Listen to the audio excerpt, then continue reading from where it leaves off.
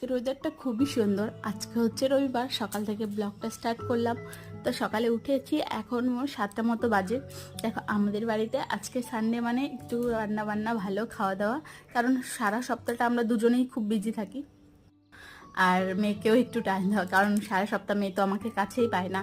তো দেখো রান্না করতে করতে মাংস কষা তুলে নিয়েছি, আর এখানে বসে আছি মেয়ের খাবার।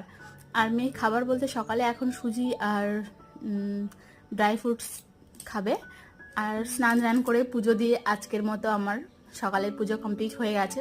তো দেখো আমি কি কি রান্না করেছি সেটাই তোমাদের সঙ্গে শেয়ার করলাম। এখানে আছে বেগুন ভাজি আর কচুলতি সবজি, টমেটো, শসা, আর এখানে চিকেন আর সাদা ভাত। ব্যাস এটুকুই, আর সঙ্গে লেবু, বাঙালিদের প্রিয় খাদ্য।